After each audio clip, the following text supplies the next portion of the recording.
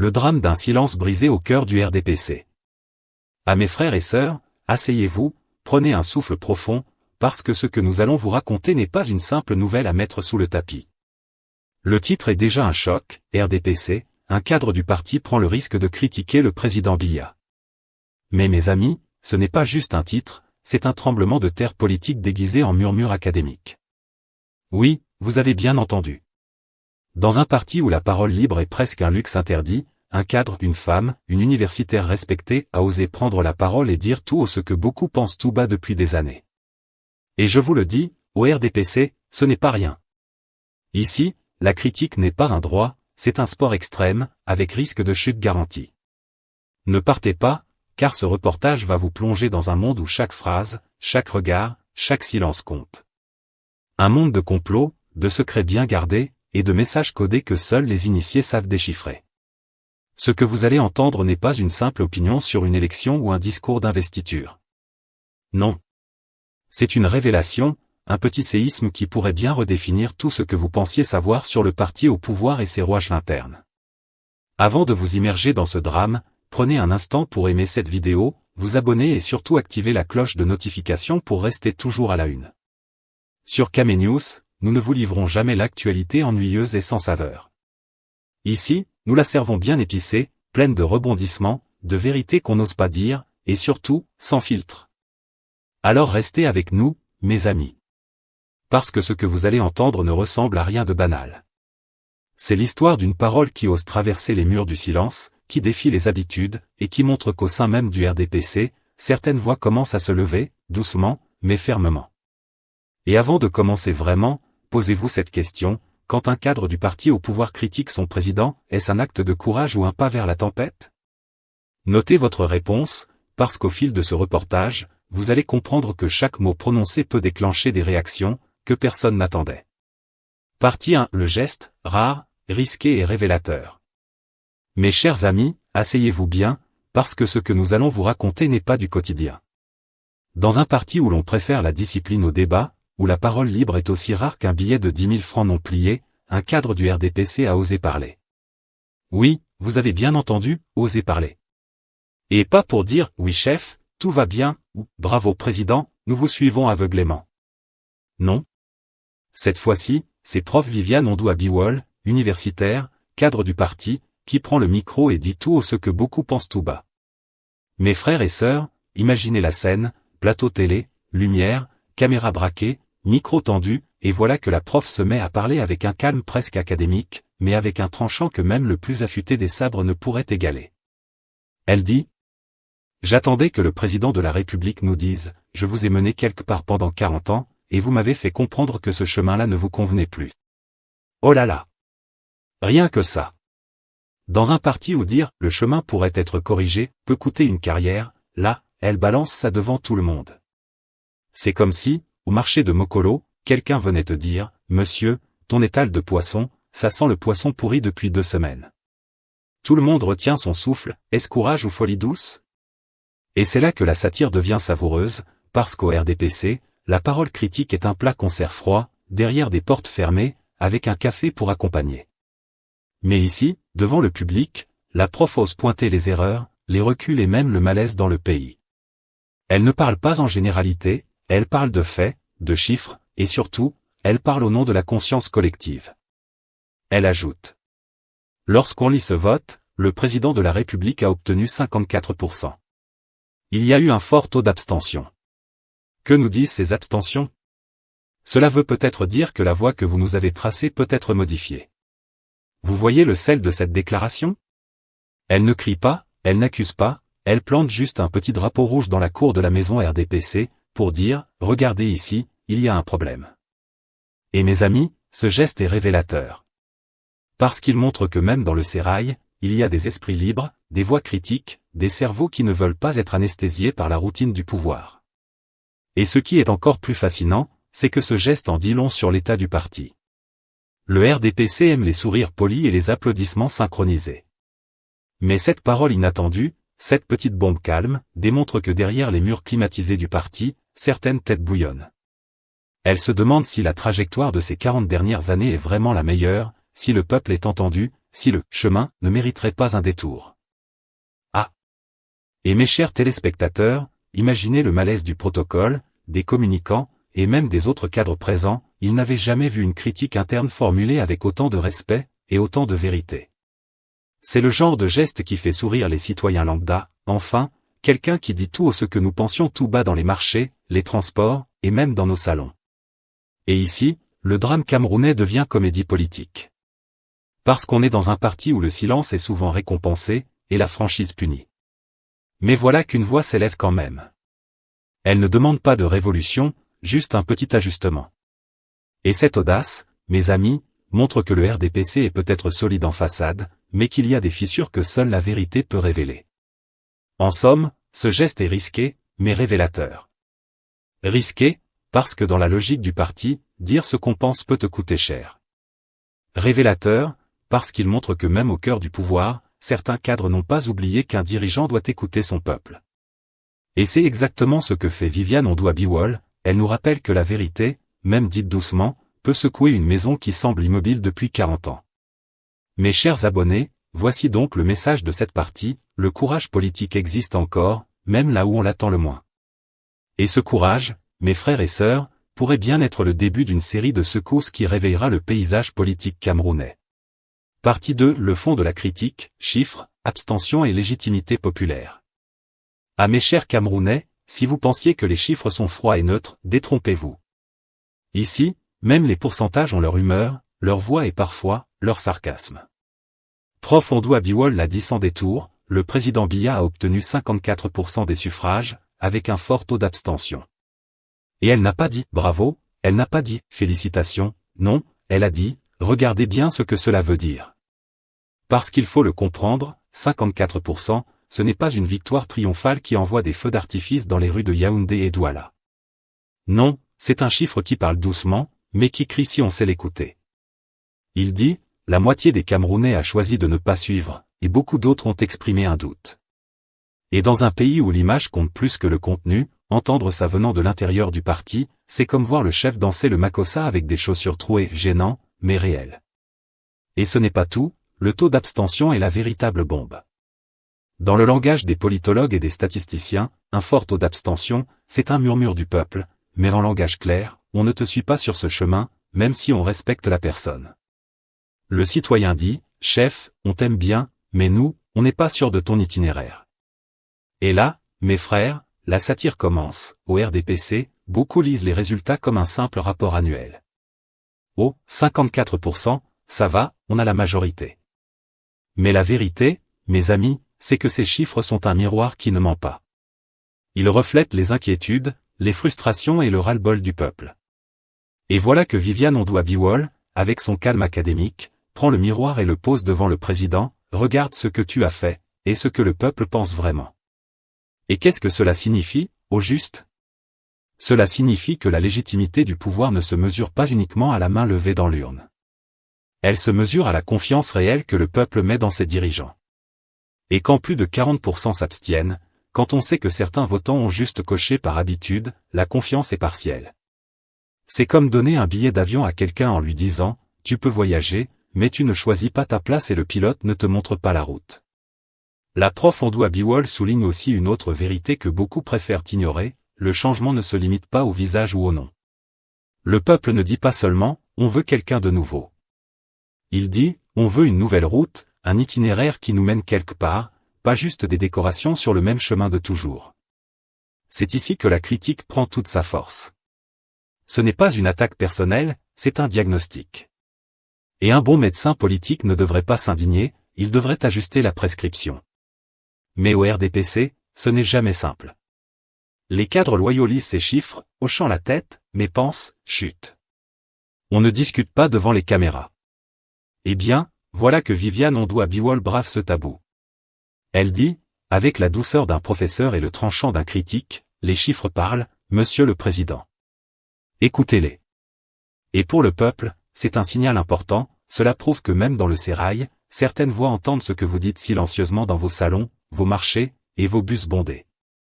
Même quand le ministre sourit dans son bureau climatisé, quelque part, quelqu'un prend votre inquiétude au sérieux. Mes chers téléspectateurs, ne vous y trompez pas, le RDPC est un grand parti, ancien, structuré, mais la légitimité, elle, ne se négocie pas. Elle se gagne chaque jour, chaque mois, et chaque élection. Et quand un cadre du parti s'autorise à rappeler cette vérité au sommet, c'est comme mettre un ventilateur dans une pièce fermée depuis 40 ans, ça fait bouger l'air, ça fait tomber la poussière, et ça éveille tout le monde.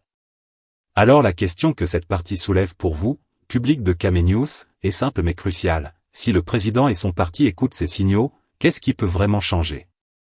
Et si on continue à les ignorer, combien de temps avant que le peuple se lasse de la route tracée depuis 40 ans? Parce qu'au final, les chiffres ne mentent jamais, mes amis. Ils parlent plus fort que les discours d'investiture, et parfois plus fort que les sourires diplomatiques. Et Viviane Ondoa-Biwol a juste eu le courage de les interpréter devant nous. Partie 3. Pourquoi cette sortie compte pour le RDPC, et pour Paul Biya lui-même?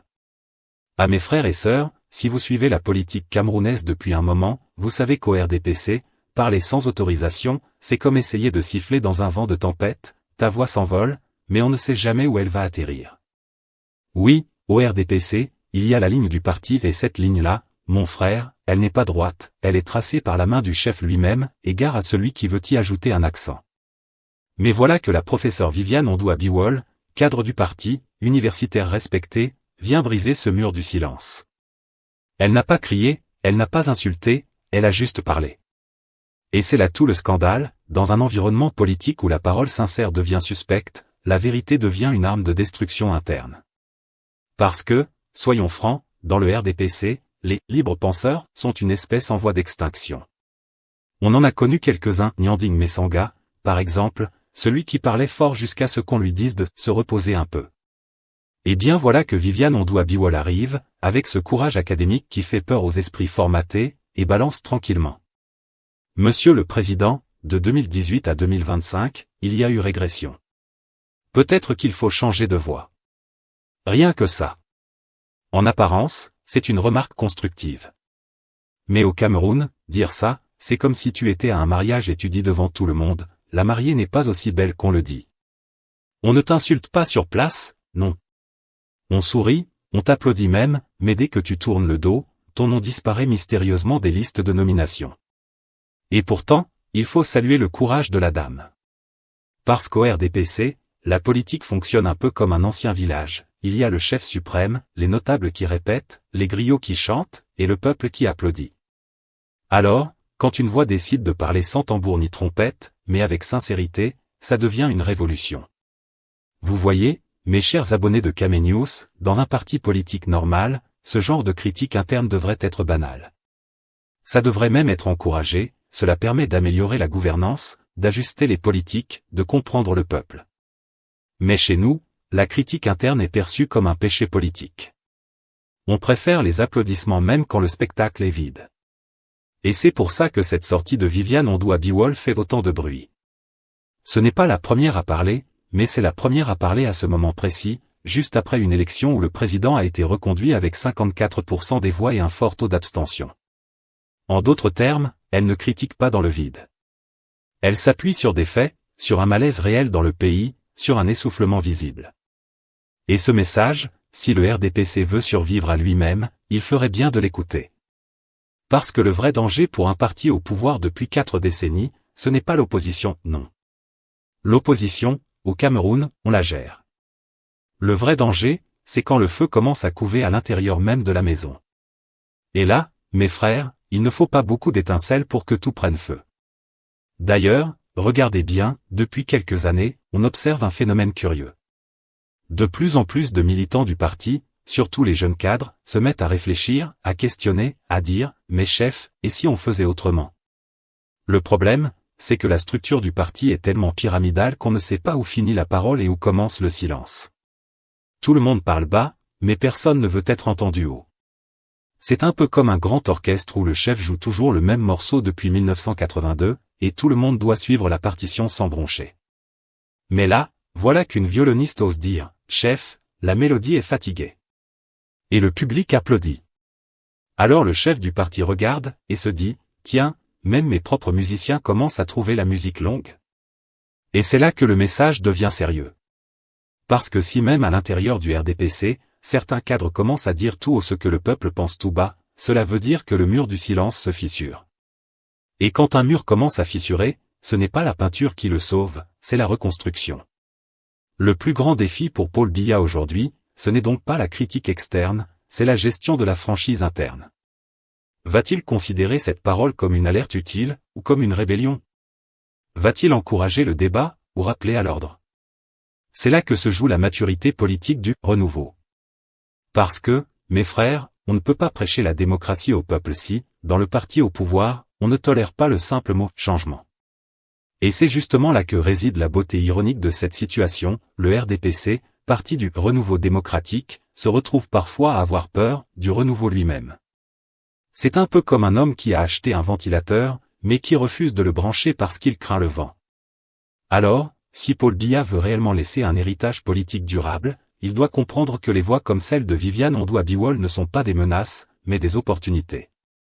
Elles sont le thermomètre d'un système qui chauffe. Et un bon médecin ne casse pas le thermomètre, il soigne la fièvre. Au fond, cette prise de parole est un test. Un test pour le parti, un test pour le chef, et un test pour tout le pays. Parce que le Cameroun de demain ne pourra pas continuer à fonctionner avec des citoyens qui se taisent par peur, et des dirigeants qui se fâchent dès qu'on leur dit la vérité. Si on veut construire un État fort, il faut accepter les voix fortes. Même quand elles dérangent. Et comme on dit chez nous, quand tu couds un pantalon, laisse un peu d'espace, sinon le jour où tu veux t'asseoir, il va craquer. Le RDPC ferait bien de retenir la leçon.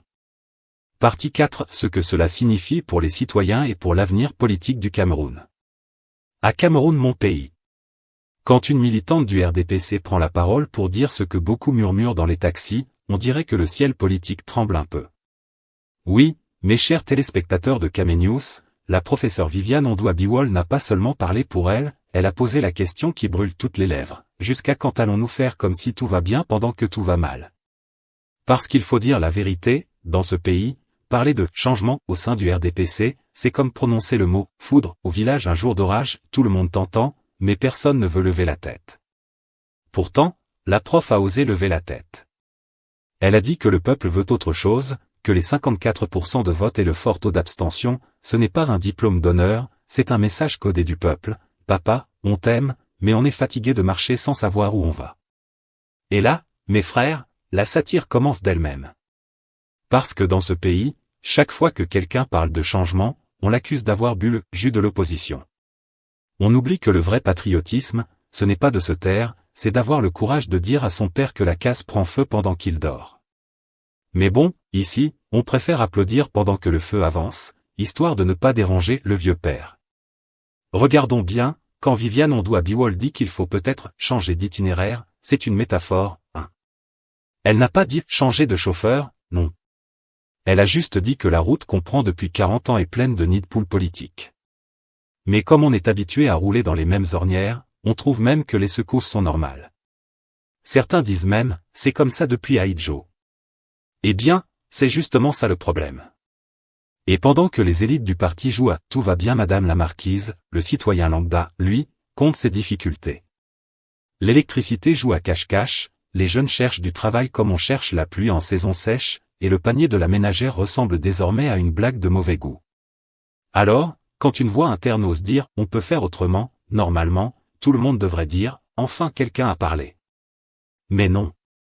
Chez nous, on dit plutôt « qui t'a envoyé parler ?»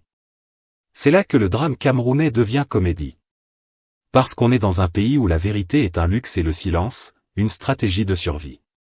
Et pourtant, le peuple, lui, comprend très bien. Il regarde, il écoute, il se tait, mais il n'oublie pas.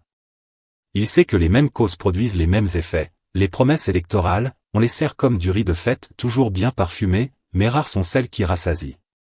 Cette sortie de Viviane Ondoa-Biwol, mes chers amis, ce n'est pas une simple opinion d'universitaire, c'est un test de maturité pour notre démocratie.